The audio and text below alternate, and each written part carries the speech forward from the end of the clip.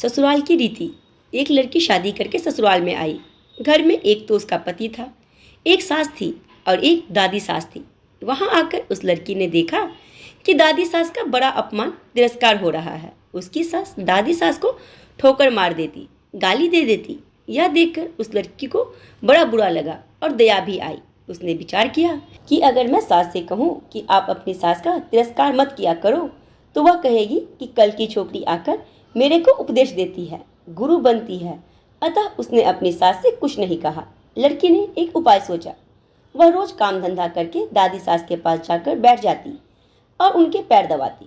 जब वह वहाँ ज़्यादा बैठने लगी तो यह सास को सुहाया नहीं। एक दिन सास ने उससे पूछा कि बहू, वहाँ क्यों जा बैठी? लड़की ने कहा कि बोलिए, काम बताइए। सास बोली कि काम क्या बताए, तू वहाँ क्यों जा बैठी? लड़की बोली, मेरे पिताजी ने कहा था कि जवान लड़कों के साथ तो कभी बैठना ही नहीं, जवान लड़कियों के साथ भी कभी मत बैठना। जो घर में बड़े बूढ़े हो उनके पास बैठना, उनसे शिक्षा लेना। हमारे घर में सबसे बूढ़ी यही है और किसके पास बैठूं? मेरे पिताजी ने कहा था कि वहाँ हमारे घर की रिवाज नहीं चलेगी, वहाँ तो तेरे ससुराल की रिवाज चलेगी। मुझे यहाँ की रिवाज सीखनी है, इसलिए मैं उनसे पूछती हूँ कि मेरी सास आपकी सेवा कैसे करती है। सास ने पूछा कि बुढ़िया ने क्या कहा। वह बोली कि दादी जी कहती है कि यह मेरे को ठोकर नहीं मारे, गाली नहीं दे तो मैं सेवा ही मान लूँ। सास बोली कि क्या तू भी ऐसा ही करेगी? वह बोली कि मैं ऐसा नहीं कहती हूँ, मेरे पिताजी ने कहा कि बड़ों से ससुराल की रीति सीखना। सास डरने लग गई कि मैं अपनी सास के साथ जो बर्ताव करूँगी वही बर्ताव मेरे साथ होने लग जाएगा।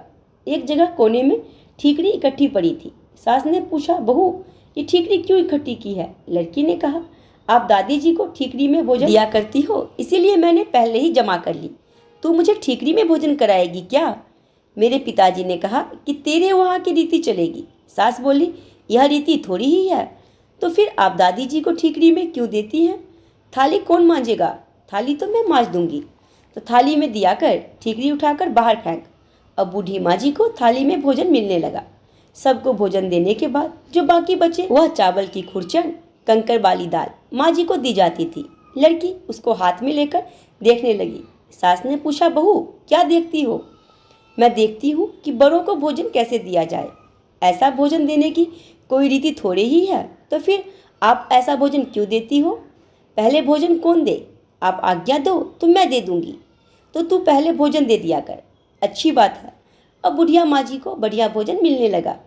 रसोई बनते ही वह लड़की ताजी भात, ताजी रोटी, दाल साग ले जाकर दादी माँ को दे देती। दादी माँ तो मन ही मन आशीर्वाद देने लगी। दादी माँ जी दिन भर एक खटिया में पड़ी रहती। खटिया टूटी हुई थी, उसमें से बंदर बार की तरह मूंछ नीचे लटकी थी। लड़की उस खटिया को देख रही थी। सास बोली कि क्या देख रही हो? देख रही हूँ कि बड़ों को खाट कैसी दी जाए। ऐसी खाट थोड़े ही दी जाती है, यह तो टूट जाने से ऐसी हो गई। तो दूसरी क्यों नहीं बिछाती? तू बिछा दे दूसरी। आप आज्ञा दो तो दूसरी खाट बिछा दूँ। अब दादी माँ को एक निवार की खाट लाकर बिछा दी गई। एक दिन कपड़े धोते समय वह लड़की दादी माँ के कपड़े देखने लगी। कपड़े छलनी हो रखे थे।